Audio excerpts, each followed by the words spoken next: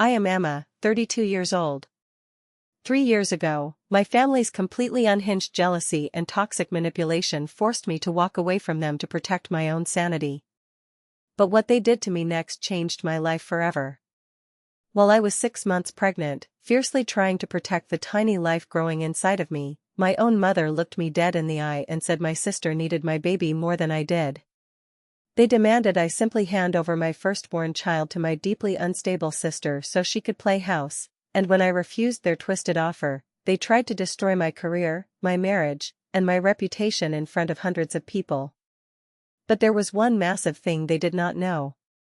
I had an absolute ace up my sleeve. I had hard, undeniable legal proof of a violent, bloody crime they had paid off a witness to cover up. And right now, the very people who tried to steal my son are the ones sobbing and begging for mercy as they lose absolutely everything they hold dear. Before I tell you exactly how I dismantled their perfect little empire brick by brick, hit that like button if you believe in absolute justice. And please, let me know where you are watching from in the comments below. I read every single one of them, and this community means the world to me. Now, let us go back to where this unbelievable nightmare really began. The ballroom was suffocatingly warm, filled with the heavy scent of expensive champagne, roasted prime rib, and the sheer, blinding arrogance of the city's elite. Hundreds of VIP guests in custom-tailored tuxedos and shimmering designer gowns held their crystal glasses, their eyes completely fixed on the main stage. My father, Arthur, stood at the podium looking like a king holding court. Outside, his prized red Ferrari was parked right in the center of the VIP valet circle, a gleaming, ostentatious testament to his lifelong obsession with status and wealth. He had just proudly announced into the microphone, to the entire room of his peers, that I had graciously agreed to share custody of my unborn child with my sister, Chloe. He framed it as a beautiful, selfless act of family healing. He expected me to sit there at the front table, smile for the cameras, and finally accept my permanent role as the subservient daughter, the lifelong scapegoat who finally learned her proper place in the hierarchy. I did not smile. I did not nod politely.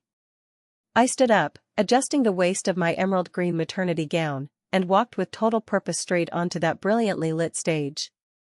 The heavy metal microphone felt ice cold in my hand, but my blood was boiling.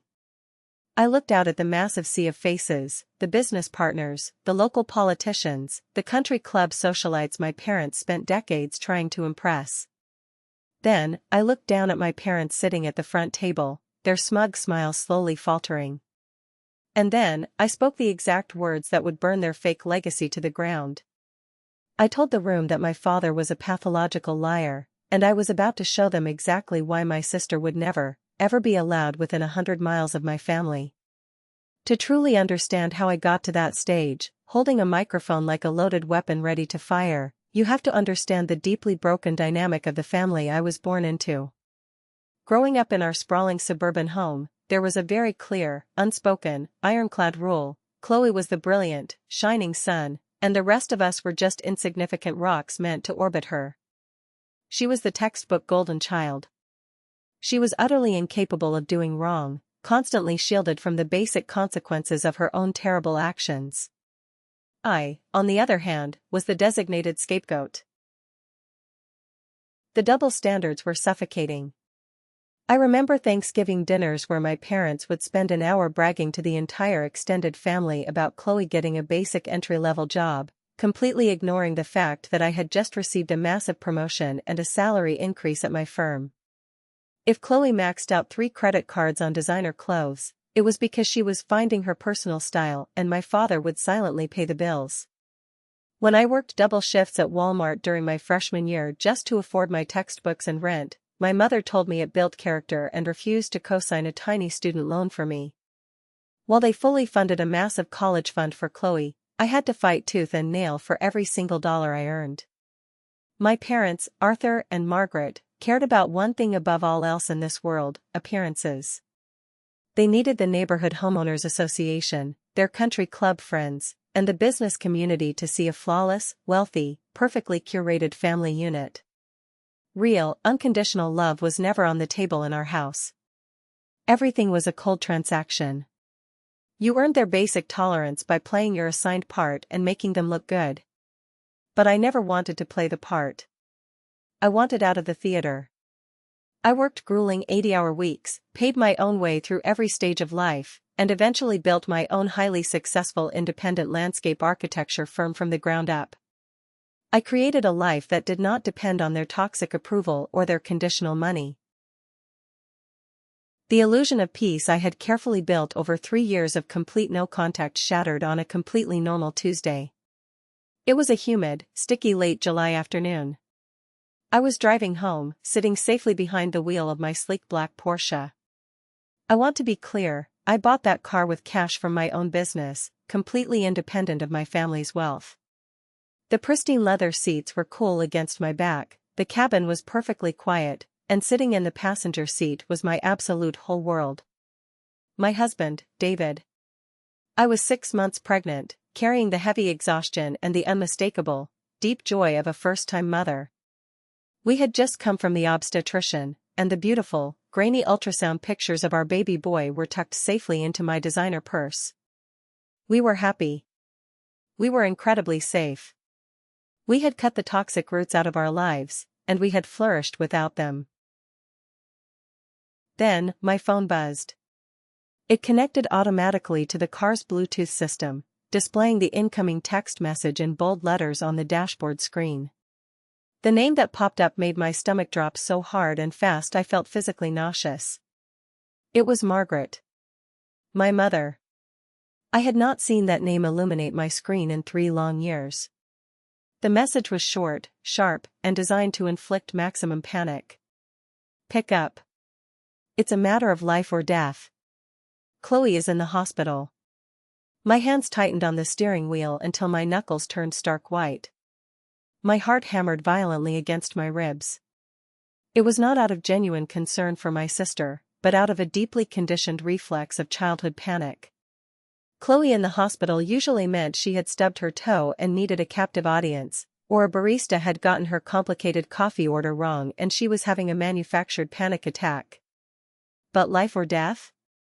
My parents were incredibly dramatic people, but they usually saved that specific phrase for actual, undeniable emergencies. I pulled the Porsche over to the curb in front of a quiet park. I took a deep, shuddering breath, inhaling the rich scent of the new leather, desperately trying to anchor myself in my own calm reality, not their chaotic one. David reached over and squeezed my hand. I hit the call button on the steering wheel. My mother answered on the first ring. She did not sound frantic, tearful, or afraid. She sounded incredibly calculated, sharp, and ice-cold. She immediately told me that Chloe was currently locked in the psychiatric ward because she had tried to hurt herself again. When I asked her why, my mother dropped the heavy, suffocating weight of blame directly onto my shoulders without a second of hesitation. She told me Chloe was devastated and broken because she had been trying to conceive a child for years, spent every single penny she had on expensive IVF treatments, and her high-priced specialist had just told her yesterday that her uterus was too scarred. She would never be a biological mother. I felt a genuine pang of sympathy. Infertility is a brutal, heartbreaking tragedy. But then came the twist. I asked what triggered this sudden breakdown. My mother's voice dripped with pure venom. My neutral cousin, Thomas, had attended our very small, private gender reveal gathering over the weekend. We kept it off social media, but Thomas had taken a photo and posted it to his private page. Chloe saw that I was glowing, healthy, and having a baby boy. "You broke her, Emma," my mother actually said to me. "She saw you flaunting your perfect life while she has absolutely nothing. You destroyed her." Even though I had not spoken to the woman in 3 years, my happiness was viewed as a direct, malicious attack on my sister. I was simply living my life, yet somehow, her biological inability to conceive was entirely my fault. Then, Arthur's booming voice came through the speaker. He had been listening the whole time. They demanded I come to their massive estate that very night. Just me, no David. They said they had a solution, a perfect way to fix the broken family, a way to save my sister from the brink of despair. "She needs the baby," Emma, my mother whispered into the phone. Not that she needed therapy. Not that she needed family support. She needs the baby. The specific phrasing made the blood run absolutely cold in my veins. I agreed to go, not to heal the family, not to surrender, but to carefully assess the exact threat level so I could build the right legal and physical wall to keep them away from my son forever. As I turned my Porsche back onto the main road, navigating the winding, perfectly paved streets toward the wealthy, heavily manicured suburb where I grew up, my mind forcefully drifted back to the exact event that finally severed our toxic family ties. I needed to remind myself exactly who these people were. I needed to clearly remember my wedding day, the day they proved they would burn my happiness to the ground just to keep Chloe warm. 3 years ago, David and I had meticulously planned a beautiful, deeply intimate wedding ceremony at a stunning local vineyard. It was entirely about celebrating us, completely devoid of the flashy, over-the-top country club extravagance my parents preferred and usually demanded. But from the exact moment we happily announced our engagement, Chloe made it her personal, obsessive mission to destroy my joy. She was struggling in her own marriage to a quiet, hard-working man named Liam, and she took my upcoming wedding as a direct, personal insult to her own misery. The wedding day was a masterclass in severe, unbridled narcissism. I was standing at the beautiful floral altar in my custom wedding dress, holding David's hands, looking into the eyes of the man I loved. The guests were comfortably seated. The string quartet was playing softly in the background. It was the happiest moment of my entire life. And then, I heard a massive, chaotic commotion at the very back of the aisle. Chloe had arrived late. She was not a bridesmaid. She was not even supposed to be a focal point of the day. But she practically kicked the double doors open and walked straight down the center aisle, crying absolutely hysterically, her face buried in her hands. And she was wearing white. It was not a subtle cream cocktail dress or a pale yellow summer suit. It was a full-blown, incredibly expensive, floor-length lace white gown with a train that looked suspiciously like an actual wedding dress she had bought specifically for this moment. The entire congregation gasped in collective shock. David's mother, Martha, a fiercely protective woman who terrified my parents, stood up in the front row, her face turning a shade of angry, tight purple. Chloe stumbled her way to the very front, right before the altar where I was standing, and deliberately collapsed into my parents' waiting arms. She wailed loudly enough for the people in the back row to hear, screaming at the top of her lungs that Liam was leaving her and that I, her terrible little sister, was abandoning her to be happy while her life fell apart. Instead of dragging her out, apologizing to the guests, or showing a shred of basic decency, my father patted her back soothingly and glared at me. My mother looked at me with cold, furious eyes that clearly labeled me as a selfish monster for wanting to continue my own wedding ceremony. I stepped down from the altar, my hands shaking with pure rage. "Get her out of here right now," I hissed at my parents. "This is my day. You are so incredibly selfish." Chloe screamed louder, her expensive mascara running down her face in thick black lines. She pointed a shaking finger at me and yelled, "I told Mom I was feeling suicidal this morning. I told you, and you still went ahead with this stupid party. You don't care if I live or die." The music stopped completely. The guests were murmuring in horrified disbelief. My father demanded we stop the wedding immediately so they could take her to the emergency room. But because they had taken a hired limo to the venue and the driver had left to get gas, they had no vehicle. My mother, frantic and crying fake tears, demanded the keys to our getaway car. David had saved up and rented a gleaming, spectacular white Lamborghini for the weekend as a massive surprise for us to drive away in after the reception. It was parked right outside the venue doors, shining in the afternoon sun. I stared at them in absolute, paralyzed disbelief. "Are you out of your mind?" I asked, my voice trembling with an anger so deep it scared me. "You want me to hand over the keys to my wedding car so you can drive Chloe away in it? Call a cab. Call an ambulance. Give her the keys right now, Emma," my father commanded, using the deep, booming voice of absolute authority he used when I was a child and he wanted total obedience. I looked at Chloe. She was peering through her fingers, her tears miraculously paused, checking to see if her theatrical performance was actually working to get her the keys to a luxury sports car on my wedding day. That was the exact moment the timeline of my life permanently split. The moment the fog of abuse lifted. The moment I finally chose myself over my lifelong abusers. I loudly and clearly refused. I looked my father dead in the eye and told him if they wanted to leave my wedding, they could walk down the dirt road in their designer shoes. My mother stepped forward, her face twisted in absolute disgust, and hissed that if I did not hand over those keys and help my sister, we were done forever as a family. Good, I said, my voice finally perfectly steady. I turned my back on them completely. I walked back up the small steps to the altar. I looked at David, who was looking at me with nothing but pure pride. We got married right then and there, while my family stormed out of the venue behind us, deliberately knocking over a massive, expensive floral arrangement on their way out to cause one final, destructive scene. We danced, we drank champagne, and we drove away in that beautiful Lamborghini.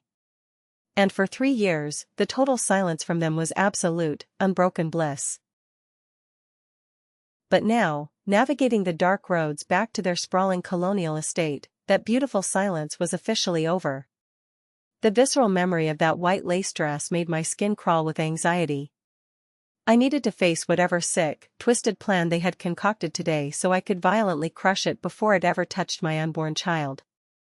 I parked my Porsche on the street right outside the heavy wrought iron gates. I refused to pull into the circular driveway. I wanted a perfectly clear, unobstructed exit route in case I needed to flee. I walked up the long, perfectly paved driveway, noting the immaculate, expensive landscaping my father paid an absolute fortune to maintain. I rang the heavy brass doorbell, and Margaret opened it immediately. She looked older, her face heavily powdered, her makeup applied incredibly thick to try and hide the deep lines of stress and anger. "Where is Chloe?" I demanded immediately, completely stepping back from her attempted, fake hug. "You said on the phone she was in the hospital on a psychiatric hold." Margaret did not even flinch at my rejection. She just gave a tight, deeply practiced, chilling smile. She smoothly claimed Chloe had been rapidly discharged by the doctors and was currently recovering in the living room. I walked into the massive foyer, instantly smelling the familiar, suffocating scent of expensive floral potpourri and heavy judgment.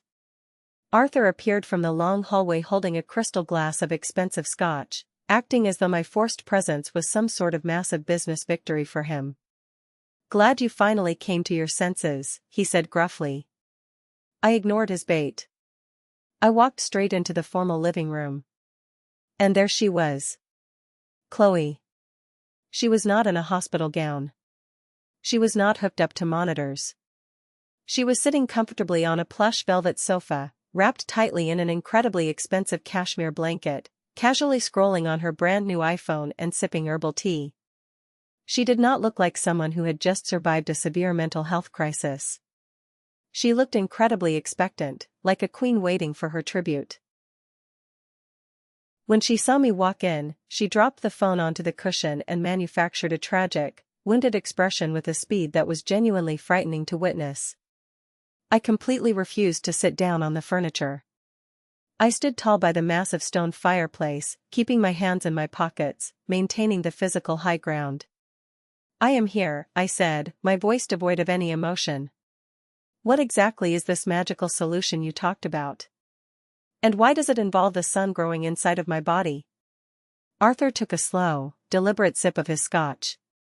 He looked at Margaret, then at Chloe. They exchanged a deep, conspiratorial look, the exact kind of look predators share right before they trap their prey. He slowly put his glass down on the mahogany coffee table and adopted his extremely reasonable, businesslike tone.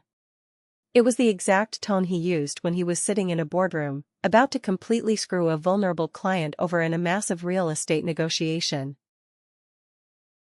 He started talking about how hard Chloe's life had been lately. He talked about her painful, highly publicized divorce from Liam, her failed business ventures, and now, this devastating infertility diagnosis. She had absolutely nothing, he claimed. No husband to support her, no successful career to fall back on, and no child to love. I looked at the luxury items surrounding her and felt nothing but coldness. I expressed my basic human sympathy for her infertility, stating very clearly that it was a profound tragedy, but I forcefully reiterated that I could not magically fix her biology or rewrite her destiny. Chloe suddenly stood up, the expensive cashmere blanket falling away to the floor. The frail, sick victim act vanished instantly. Her eyes were wide, gleaming with something that looked dangerously close to pure, unchecked madness. "No, you can't fix my body," she said, her voice gaining a terrifying strength. "But you can fix my heart, Emma." She knew exactly what I was having. A little boy. Our little boy.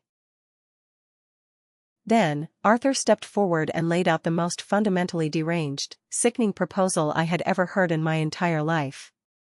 He spoke smoothly about family legacy, about shared bloodlines, and about what he called cosmic fairness.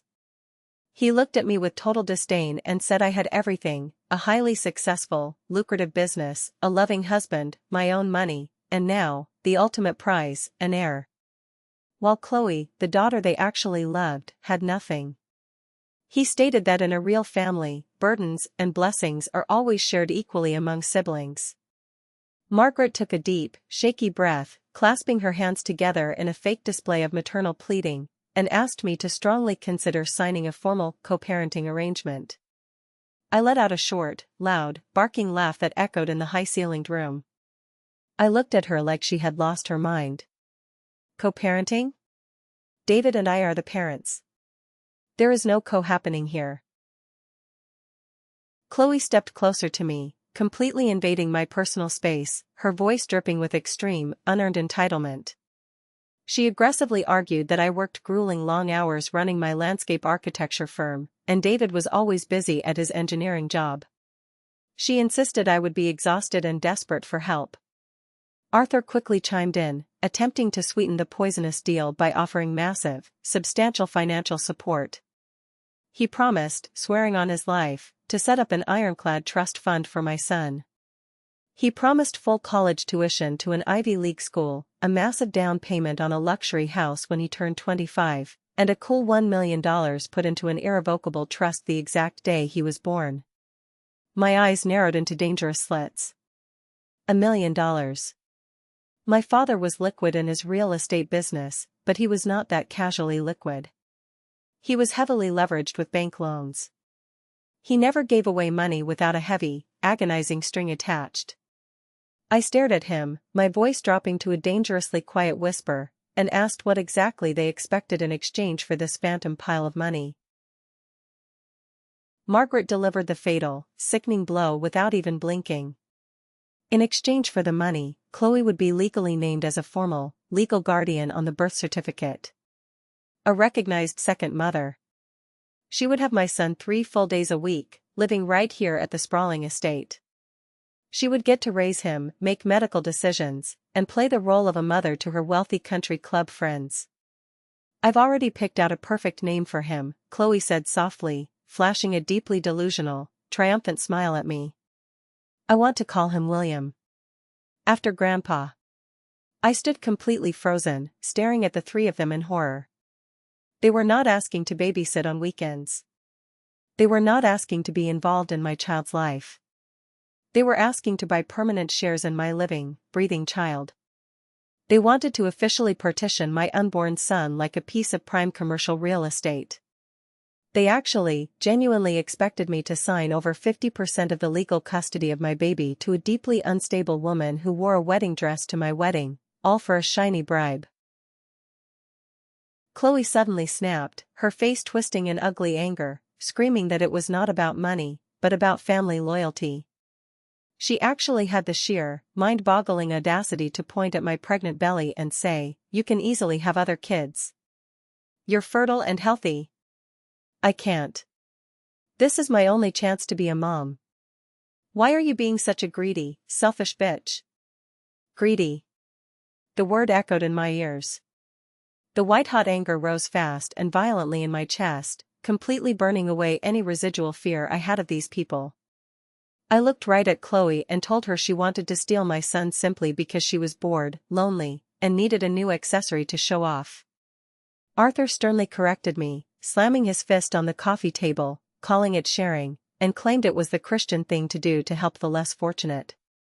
Margaret, panicking, quickly added that my husband David did not even need to know the complex legal details. We could just lie to him and pretend Chloe was a glorified, highly paid nanny. But she insisted they desperately needed the security firmly on paper so I could not maliciously take the baby away from them later. I looked at Chloe and her stolen, fantasy name. Listen to me very carefully, I stated with absolute, icy conviction, my voice ringing clear in the silent room. His name is going to be Leo. And he will never, ever, as long as I have breath in my lungs, set foot inside this toxic house. I turned on my heel to walk out the front door. Arthur roared, his face turning a dangerous, mottled red, his mask of wealthy civility completely and permanently slipping.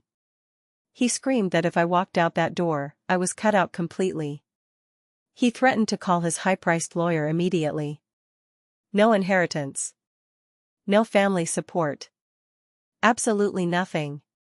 I stopped right at the massive oak doorway.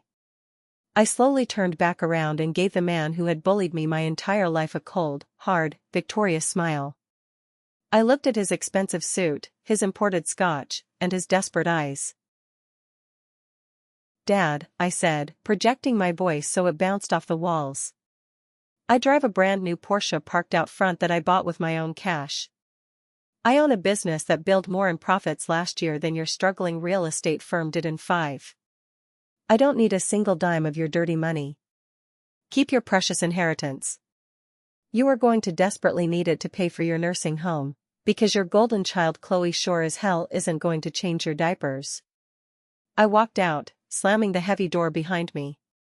I heard Chloe let out a blood-curdling scream of pure rage from inside, followed immediately by the loud, satisfying sound of a crystal glass violently shattering against the wall. I marched down the long driveway, my heart pounding a steady rhythm of victory. I got into my car, locked the doors, and drove away into the night. I thought I had firmly won the battle. I thought walking away and drawing that boundary was the end of it. I was so incredibly wrong. The real war hadn't even started. The devastating war they waged against me did not start with a loud bang, but with an insidious, creeping, terrifying dread that slowly infected every corner of my peaceful life. The quiet drive home from the estate felt less like a victory lap and more like escaping an active, highly volatile crime scene. The very next morning, my phone rang at 7 a.m. sharp. It was my cousin Thomas. Thomas was a quiet accountant, the only relative who actively stayed out of the intense family drama and never took sides. But today, his voice was shaking with pure, unadulterated terror. He told me he had been at the estate the previous afternoon helping my parents move some heavy antique furniture upstairs, and he had accidentally uncovered something deeply chilling. My parents had not just proposed this insane co-parenting idea on a desperate whim during our meeting. They had actively, methodically prepared for it for months. Thomas told me he had moved a heavy crib into the large guest room located directly next to Chloe's master suite. It was a fully stocked, perfectly decorated luxury nursery. It was filled with expensive newborn clothes, towers of diapers, and a $2,000 high-end stroller. And the most terrifying detail of all? On the freshly painted blue wall, Chloe had meticulously painted a massive, sweeping mural that read in cursive letters, "William's room." I slammed my hands on my kitchen counter. It was cold, calculated premeditation. They were utterly convinced I would eventually break under their pressure, or worse, they were actively planning to legally or physically take my child regardless of my consent. The psychological warfare escalated almost immediately. Margaret, furious at my rejection, took to Facebook. She tagged 50 different family members, prominent community leaders, and even some of my old high school friends in a rambling, highly emotional, manipulative post. She painted herself as a heartbroken, weeping grandmother and completely villainized me as a cruel, vindictive, mentally unstable daughter using an innocent unborn child as a cruel weapon against a fragile, suffering sister. She blatantly lied to the public, claiming they had generously offered a massive college fund and I had spat violently in their faces. The comments poured in from extended family and strangers, demanding I repent and respect grandparents' rights, completely destroying my reputation in our hometown. But my toxic family did not stop at social media smear campaigns. Margaret, operating on pure malice, called the HR department at David's large engineering firm, trying to spread rumors about his home life. Then, Arthur's lawyer called the main office of my landscaping company, vaguely threatening a massive defamation lawsuit if I spoke out about the family meeting. They were actively trying to sabotage our professional careers, drain our finances, and lay the legal groundwork for a brutal custody battle based on our supposed unfitness as parents. I needed to build an impenetrable fortress around my family. I immediately hired professionals to install high-definition security cameras at every conceivable angle of our home. I went down to the security booth at our gated community and handed the guards thick files containing photos of Arthur, Margaret, and Chloe, ordering them to call the police immediately if any of them showed up. I was practically drowning in the sheer, suffocating audacity of their entitlement when I received a completely unexpected call from an unknown number. It was Liam, Chloe's ex-husband. He had completely disappeared off the map after the messy divorce 3 years ago, fleeing the state to escape my father's wrath. His voice was incredibly rough, tired, and heavy with deep guilt. He said he had seen the viral Facebook posts and knew my parents were spinning absolute lies. He said he couldn't stay quiet anymore. Then, he dropped a massive bombshell that made the blood literally freeze in my veins. He told me he had signed a strict, ironclad non-disclosure agreement, NDA, during the divorce settlement, entirely orchestrated and paid for by my father's ruthless legal team. I agreed to meet him at a dingy, out-of-the-way diner an hour later, far from my parents' country club circles. Liam walked in looking like a ghost. He had aged 10 incredibly hard years. Sitting in that sticky vinyl booth, constantly looking over his shoulder in fear of private investigators, he finally revealed the horrific, real reason he divorced my sister. It was not just the overwhelming stress of IVF treatments like my family claimed. It was what happened at a summer backyard barbecue with his own sister, Clara. Clara had been exactly 8 months pregnant at the time of the barbecue. Liam vividly recalled witnessing Chloe standing directly behind Clara at the very top of a steep, wooden deck staircase. Out of pure, unadulterated, blinding jealousy over the pregnancy, Chloe extended her hand and firmly, intentionally shoved the heavily pregnant woman down the stairs. Clara fell hard, twisting her ankle terribly and going into terrifying premature labor from the sheer physical shock. But what haunted Liam the absolute most, the detail that gave him recurring nightmares, was the look on Chloe's face immediately after the push. For a split second, right before she started screaming fake cries for help to alert the guests, Chloe smiled. A genuine, sickening, deeply malicious smile. My sister was not just a spoiled narcissist. She was a dangerous, violent predator who had attempted to kill an unborn child.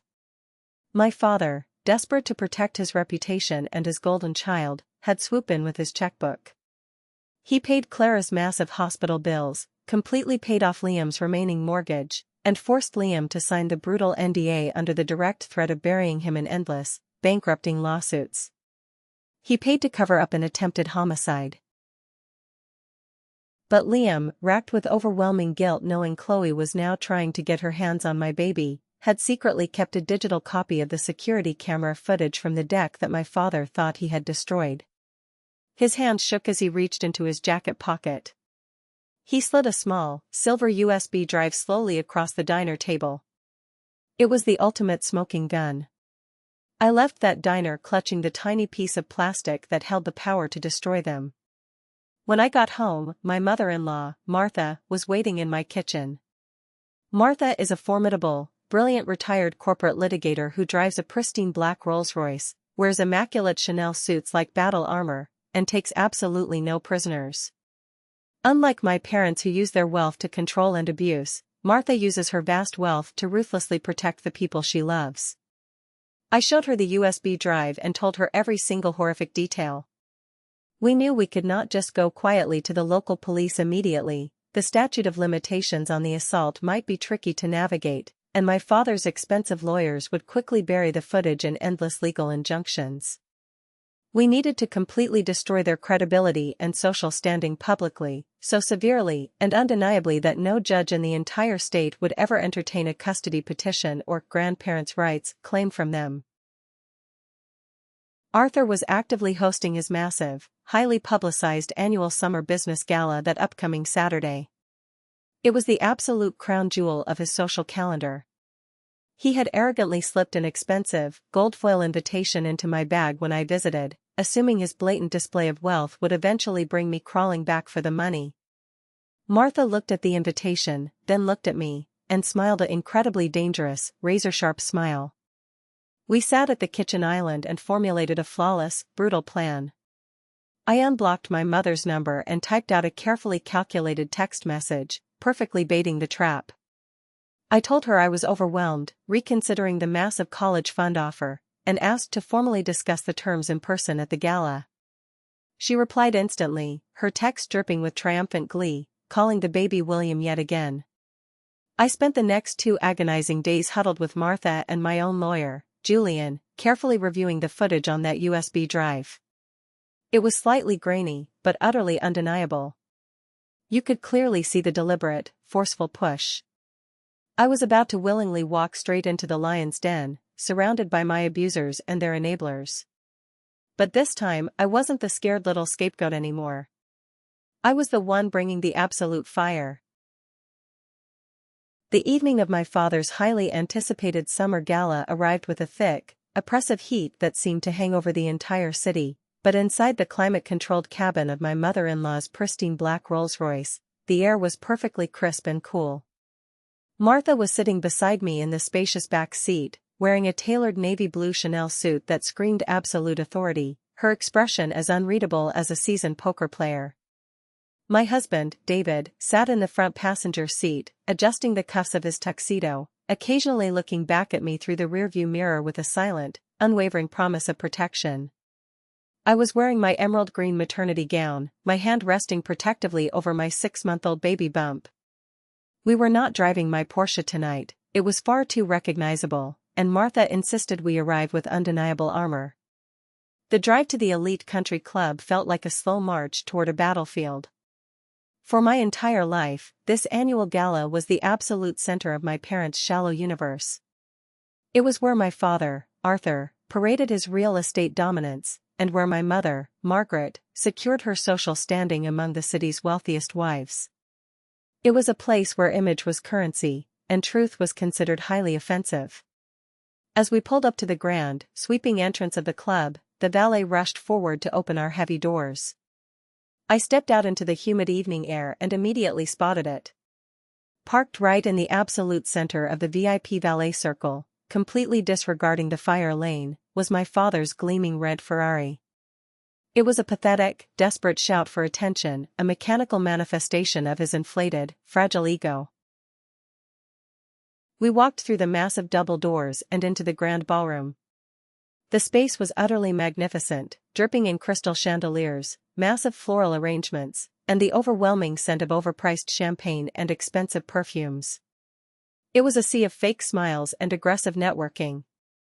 There were hundreds of people here, major corporate investors, local politicians, rival real estate developers, and the incredibly judgmental country club set. My parents were absolutely in their element. My father was holding court near the massive ice sculpture at the main bar, loudly bragging to a group of bankers. My mother was circulating through the crowd, showing people photos on her phone, playing the role of the devoted, loving matriarch. And then, I saw Chloe. She was standing near a towering display of prime rib, talking to an old family friend. My blood instantly ran cold, and David's hand tightened firmly on the small of my back. Chloe was wearing a long, loose-fitting designer dress that was heavily gathered at the waist. It looked exactly like a high-end maternity dress. But the truly psychotic part was her body language. As she spoke to the older woman, Chloe was gently, rhythmically patting her completely flat stomach, perfectly mimicking the subconscious, protective gesture I made 100 times a day. She was practically absorbing my identity right in front of my eyes. She was deeply, terrifyingly delusional. The moment we walked further into the brightly lit room, the ambient noise noticeably dipped. The prodigal, ungrateful daughter had finally returned. Margaret spotted us first and rushed over, her high heels clicking sharply against the polished marble floor. She threw her arms open for a highly theatrical hug, completely ignoring David and Martha. I took a deliberate, visible step backward, leaving her arms hanging awkwardly in the empty air. Margaret's face tightened, but she quickly plastered her fake, camera-ready smile back on. She looked at my expanding waistline with a look of pure, unadulterated disdain before attempting a sickly sweet tone. "Emma, darling, you came. And you look so large." "I look healthy, Mother," I corrected her coldly, my voice loud enough for the nearby guests to hear. Arthur broke away from his group of bankers and marched toward us, beaming like he had just closed the biggest real estate deal of the decade. He ushered us forcefully toward a large, heavily decorated VIP table position directly next to the main stage. Come, sit down," he commanded, gesturing to the expensive chairs. "I want to make a very special toast tonight. I want to formally announce the good news to our closest friends and partners." "What good news?" I asked, keeping my voice deadpan and flat. "That our beautiful family is finally whole again," Arthur beamed, his eyes flashing with a sickening, triumphant greed. "And we can finally announce the details of the college fund and the new custody arrangement." They led us to the table. Right next to the massive wooden stage, there was a small technical table set up with a sleek laptop connected to the room's main projector system. Currently, the massive screen behind the podium was slowly cycling through high-definition photos of my father's various business achievements and charity galas. It was the perfect setup. I turned to David and Martha and smoothly announced I was going to use the restroom before the speeches began. As I turned to walk away, Chloe suddenly appeared right beside me. She reached out her manicured hand and placed it firmly, intimately right on my pregnant stomach. "Hi, little William. Mommy can't wait to bring you home," she whispered, her eyes completely devoid of sanity. I violently flinched away, swatting her hand off my body. "Do not ever touch me," I snapped, my voice vibrating with intense rage. Chloe's eyes narrowed into dark, hateful slits. "He is my nephew. I have legal rights." "We have an agreement," she hissed. "You have absolutely nothing," I told her, my voice shaking with a brave, terrifying adrenaline. I turned my back on her and walked directly toward the small technical table. The audiovisual technician was a young college kid, maybe 20 years old, wearing an oversized black polo shirt and looking incredibly bored. I leaned over the table, blocking his view of the room with my body, and discreetly slid a crisp, folded $100 bill directly over his keyboard. "Hey," I said quietly, flashing him a polite, conspiratorial smile. "My dad wants me to load a very special, surprise video for the main toast tonight. A little family surprise." The kid looked at the $100 bill, then up at me, and shrugged indifferently. "Sure thing, ma'am. Just plug your USB right into the side port there," he said, tapping the laptop. My hands were shaking slightly, but I pulled the small silver USB drive from my designer clutch and firmly plugged it into the computer. I quickly navigated to the specific file. It was simply titled summer_barbecue.mp4. I looked at the kid and nodded. "Just leave it queued up. Be ready to hit play the exact second I give you the signal," I instructed. I walked back to the VIP table and sat down heavily next to David. My heart was thumping so violently against my ribcage that I genuinely thought my emerald dress would rip at the seams. I looked at Martha, who gave me a single, slow, approving nod. The trap was perfectly set. The bait had been completely swallowed. The heavy ballroom lights dimmed slightly, casting a dramatic spotlight directly on the center stage. The low hum of networking conversations slowly died down as Arthur confidently walked up the short stairs and took his position behind the polished wooden podium. He tapped the microphone twice, the sharp sound echoing through the massive room. Welcome, everyone, Arthur boomed, his voice dripping with practiced, wealthy charisma. Thank you all for joining us. Tonight is a very special night. It is not just about celebrating another record-breaking year for our real estate firm, but it is deeply about celebrating family. At our table, Martha casually picked up her crystal champagne flute and took a slow, elegant sip.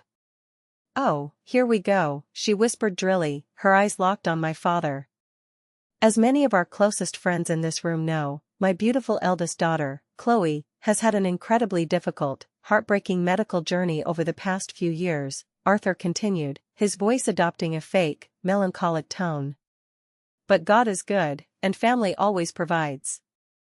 I am thrilled to officially announce tonight that my daughter Emma and her husband have generously agreed to let Chloe be a formal co-guardian to their upcoming son, William, so she can share in the boundless joy of motherhood.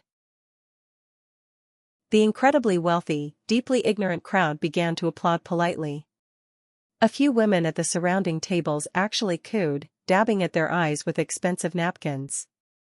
It was a masterclass in public manipulation.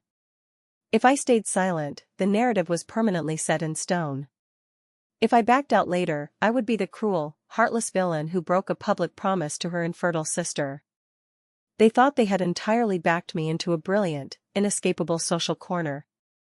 David gripped my hand under the table so tightly his knuckles were white. His palm was sweating. I took one final, incredibly deep breath, filling my lungs with the suffocating air of their fake empire. I let go of David's hand, pushed my heavy chair back, and stood up perfectly straight. I was not going to be their scapegoat for 1 second longer. I was about to blow the roof off this entire country club. I thought the worst was over when I secured the USB drive. I was so incredibly wrong. The real explosion was just seconds away. The polite applause was still rippling through the massive ballroom when I raised my voice, cutting through the sickeningly sweet atmosphere like a jagged hunting knife. "This is absolute news to us," I stated loudly, my voice carrying clearly to the surrounding tables. The applause died instantly. Hundreds of heads snapped in my direction. Arthur gripped the edges of the wooden podium, his knuckles turning stark white, his fake smile freezing into a terrifying grimace. He glared down at me with a look of pure, unadulterated warning. "Emma, sit down. Do not spoil this beautiful moment," he hissed, trying to keep his voice low enough for only the front row to hear. "No," I said firmly, my voice remarkably steady as I stepped away from the table. "I think we desperately need to clarify this exact moment for everyone in the room." I walked purposefully up the short stairs to the stage. Arthur physically tried to block my path, stepping in front of the microphone stand, but I swiftly sidestepped him. I reached out and ripped the microphone directly from the heavy stand. "My father is a pathological liar," I announced into the mic. The audio feedback whined sharply, sending a piercing screech through the massive speakers. The entire room erupted in a collective gasp. From the VIP table, my mother Margaret half stood, her face pale with terror.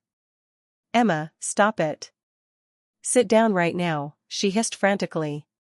"He is lying," I repeated, my voice booming over the stunned silence. "My husband and I did absolutely not agree to let my sister Chloe anywhere near our unborn son. We would never agree to such a sick, twisted demand.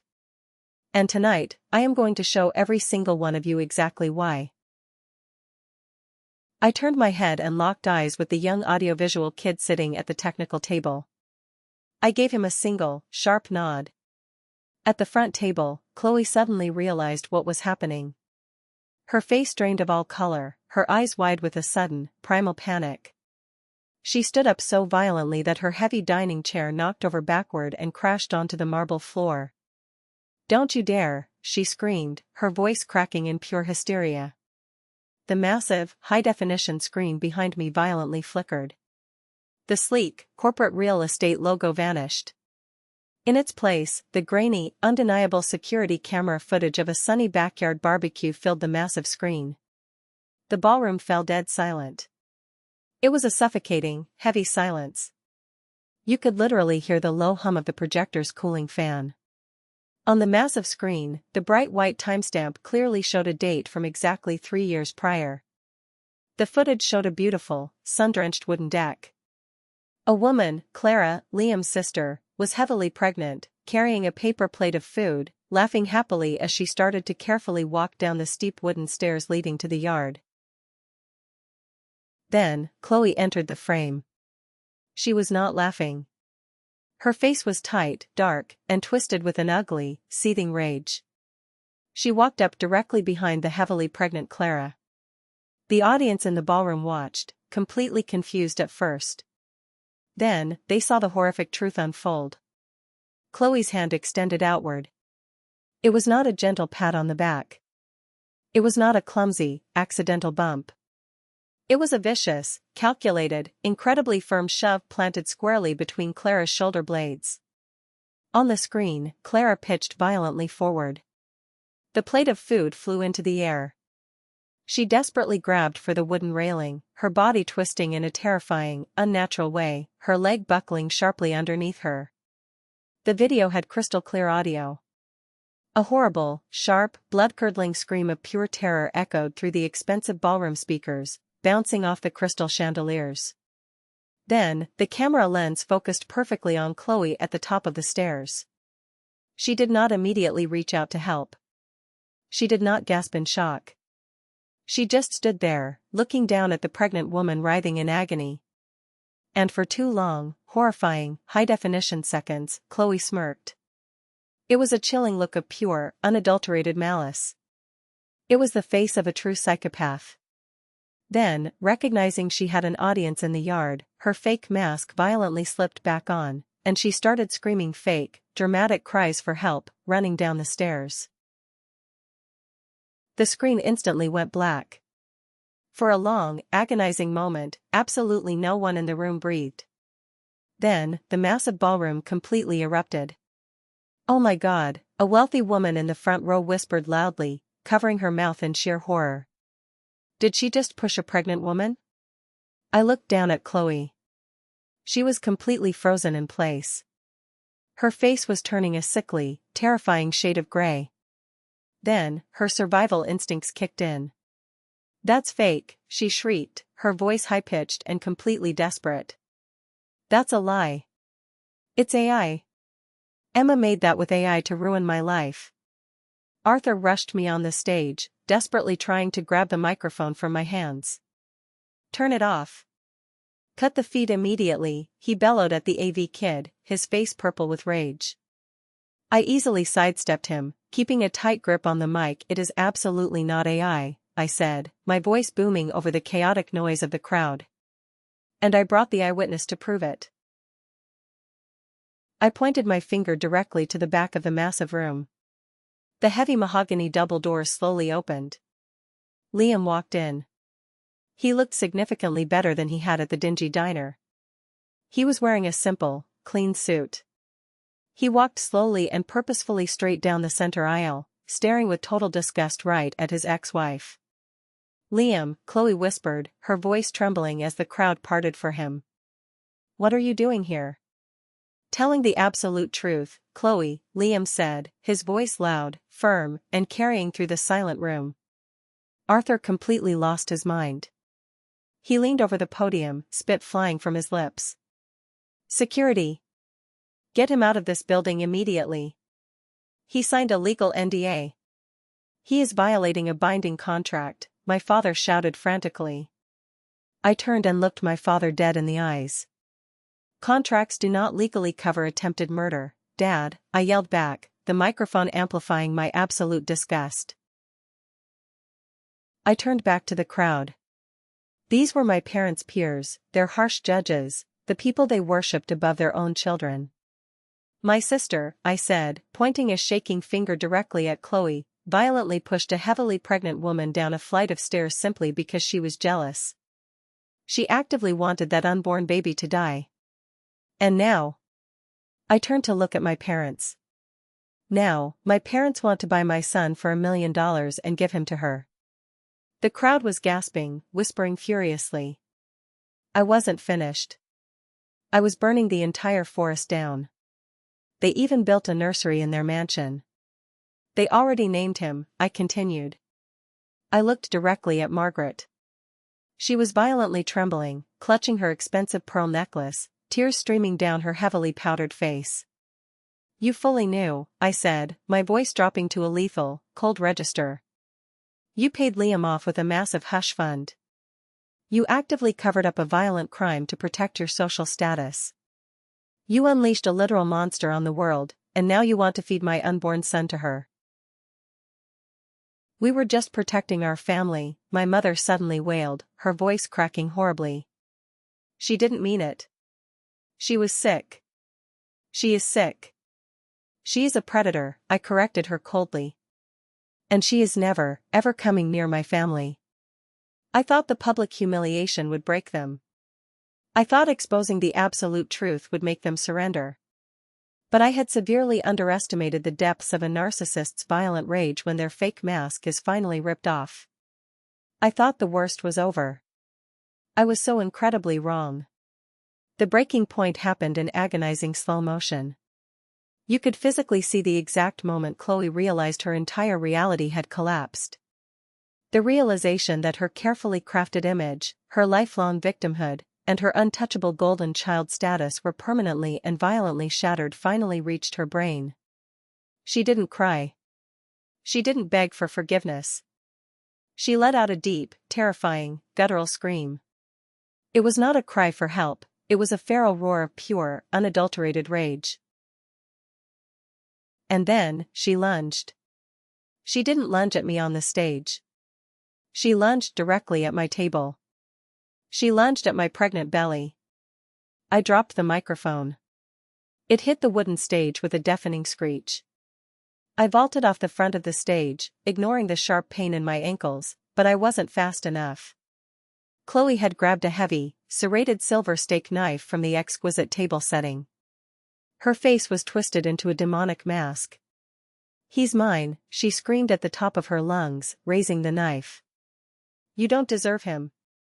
You stole my entire life. David leaped out of his chair, desperately trying to intercept her, but it was my mother-in-law, Martha, who ended the threat. The 60-year-old former corporate litigator moved with the terrifying speed and brutal force of an NFL linebacker. Martha didn't flinch. She simply stood up, planted her expensive heels firmly into the carpet, and swung her heavy, hardware-laden Chanel purse with every single ounce of her considerable might.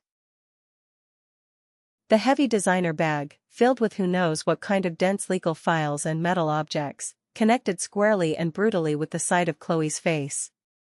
Crack. The sound was sickeningly loud over the gasps of the crowd.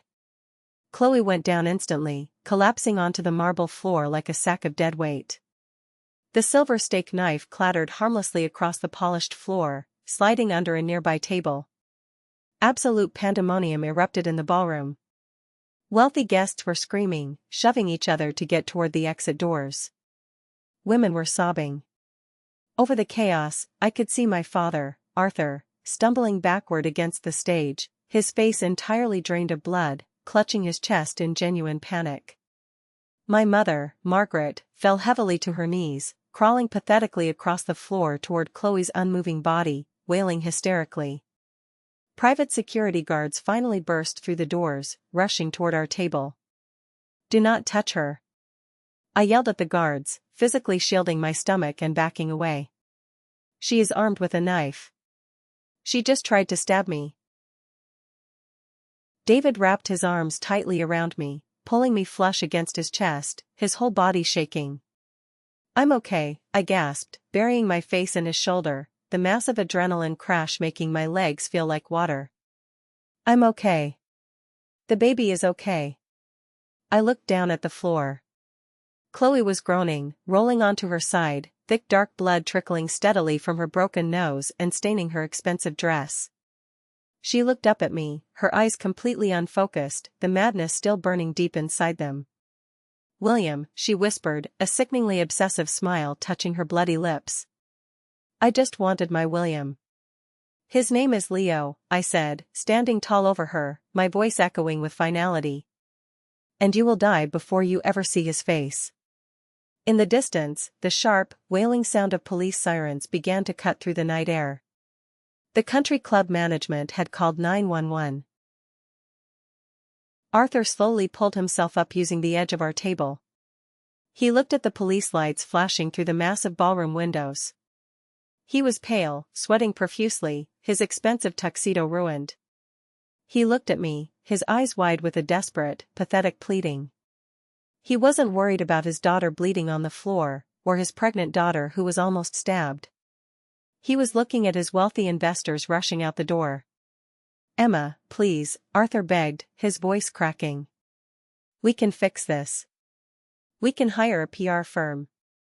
The scandal, think of the real estate business. Think of our legacy."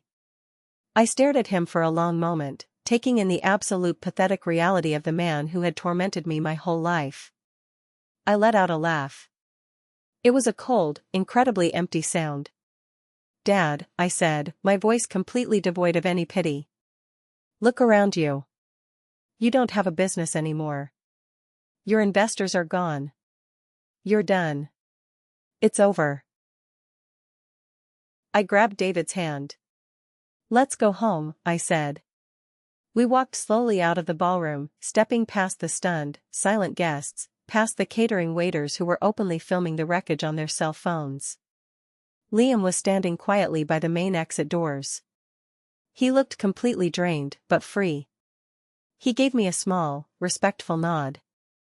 "Thank you, Liam," I said sincerely. "Watch your back, Emma," he replied quietly. "People like them don't give up their delusions easily." We walked out through the heavy glass doors and into the thick, humid night air. The valet had incredibly brought the Rolls-Royce around to the front, clearly wanting us out of the VIP circle before the police cars arrived. The ride home was incredibly quiet. It was not the uncomfortable, suffocating silence of my childhood, but the heavy, peaceful silence of a massive adrenaline rush finally fading away.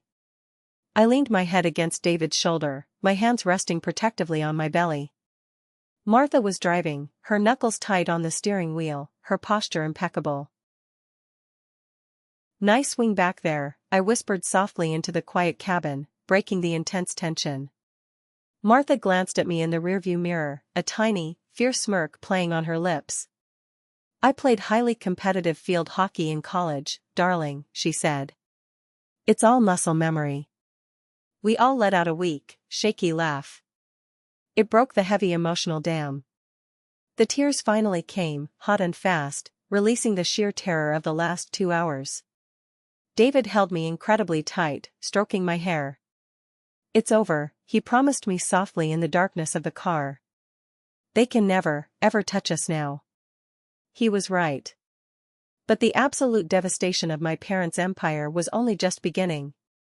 The fallout the next morning was swifter and more brutal than any lawsuit I could have ever filed. The video from the ballroom did not stay in the ballroom. One of the catering waiters had uploaded the entire confrontation, including the horrifying video of the stair push and Chloe's violent knife attack, directly to social media. It had 2 million views by breakfast, and it spread through the city's business community like a raging wildfire. Julian, my lawyer, called me later that afternoon, sounding incredibly cheerful. He informed me that Arthur's biggest investors were aggressively pulling their funding. No one wanted their corporate brand associated with a highly publicized family that actively used their wealth to cover up the attempted homicide of a pregnant woman. Arthur's real estate stock tanked overnight. But the final twist of the knife, the absolute ultimate piece of justice, was the financial reality. My parents were frantically trying to liquidate massive assets to pay for a high-powered criminal defense attorney for Chloe. But because the local police had officially opened a massive criminal investigation into Arthur's obstruction of justice and the illegal NDA, the IRS and the SEC froze all of his bank accounts pending a massive federal audit. "They are cash poor and their assets are completely frozen," Julian told me over the phone. "They lied to you, Emma. That $1 million trust fund they promised you for the baby? It never existed. They had taken out second and third mortgages on the mansion just to pay for Chloe's endless disasters and hush money. They needed your baby to secure a loan to save their image. They are completely bankrupt." I hung up the phone and walked out onto my quiet patio. The profound sense of peace was overwhelming. A few days later, I drove to a dealership and sold my beloved Porsche. It was an incredible car, and it symbolized my hard-earned success, but it also symbolized my deeply ingrained need to prove to my toxic parents that I was good enough. I didn't need to prove anything to them anymore. I traded it in for a heavy, incredibly safe Volvo SUV. I was officially a suburban mother, and I loved it. The hospital room was incredibly quiet, save for the soft, rhythmic beeping of the baby monitor. It was 3 a.m. on a crisp Tuesday in November. I had listed us as Jane and John Doe in the hospital registry and hired private security to stand outside our door, but it turned out to be unnecessary. My parents were too busy drowning in Chapter 11 bankruptcy hearings to try and breach the maternity ward. I was holding him. Leo. Not William. Not a forced heir. Not a tragic pawn in a twisted game of emotional chess. Just Leo. 7 pounds, 4 ounces of pure, unadulterated innocence. I looked down at his perfect, sleeping face, and a fierce, terrifying clarity washed over me. My job was never to give him the family I wished I had. My ultimate job was to completely protect him from the wrong family. 3 years later, I am standing on the solid wooden deck of our home, watching Leo. He is 3 years old now, a massive ball of endless energy with messy brown hair and a laugh that sounds like pure joy. He is pushing a bright yellow toy dump truck through the dirt in the garden I landscaped myself. Sitting next to him on a blanket is his little sister, Maya. She's just 6 months old. Yes, we had another baby. And no, my biological parents have absolutely no idea she even exists. It has been 3 years of absolute, unbroken silence. Zero contact. I found out through my cousin Thomas where my parents ended up. The massive colonial estate was completely foreclosed on and sold by the bank at auction. Arthur and Margaret are currently living in a cramped, 2-bedroom rental condo in a depressing retirement community about an hour away. Arthur works part-time as a low-level consultant, desperately trying to scrape together enough money for their basic utility bills. Margaret has become a complete recluse, too deeply humiliated to ever be seen by her old, wealthy country club social circle. As for Chloe, she was officially declared mentally unfit to ever stand trial. She is permanently committed to a high-security state psychiatric facility 2 states away. Thomas told me she spends her days endlessly knitting little blue baby booties and speaking to an empty plastic chair she calls William. The sister I grew up with, the golden child, is completely gone. She is permanently trapped in a terrifying prison of her own delusion, a delusion my parents aggressively fed and watered for 30 years until it mutated into a monster that completely devoured them all. People often ask me if I regret it. They say, "But Emma, they are your parents. Blood is thicker than water. Don't you miss them?" And I look them dead in the eye and tell them the absolute truth. The full historical quote is actually, "The blood of the covenant is thicker than the water of the womb." The bonds you consciously choose, the spouse you marry, the friends who stand by you like Martha and Liam, are infinitely stronger than the toxic bonds you are randomly born into. Family is an act of deep, daily service, not an excuse for abuse. I lost my parents. I lost my sister. I lost my supposed massive inheritance. But as I look at David holding our children in the golden sunset of our backyard, I realize that the true inheritance I fought for wasn't their dirty money. The real inheritance was freedom. The absolute freedom to raise my children in a home where love is not a transaction, where mistakes are forgiven, and where the word no is a complete, respected sentence. To anyone out there who is desperately holding on to a highly toxic relationship because you are afraid of the crushing guilt, afraid of being totally alone, or terrified of what the community will say, let me tell you this right now. The view from the other side is incredibly beautiful. The air is much cleaner here. The silence is incredibly sweet. And the love is actually real. I am Emma. I am a mother. I am a fiercely protective wife. And I am finally, completely free. Thank you so much for walking this heavy, difficult path with me today. I know it was a lot to hear, but if there is one thing I want you to take away from my journey, it is the devastating power of generational trauma, and the incredible, necessary power of breaking that cycle. Sometimes, the absolute most loving thing you can do for yourself, your precious children, and even your toxic family, is to turn your back and walk away. Creating a no-contact boundary isn't an act of cruelty, it is an act of ultimate protection. Have you ever faced something similar with your own family? Have you ever had to make the agonizing choice to cut off toxic blood to protect your own peace? Share your story in the comments below, and please don't forget to like and subscribe so you don't miss the next journey. If my story resonated with you, simply comment the word good below so I know that sharing this deep pain was truly worth it. Until next time, fiercely protect your peace. You deserve it.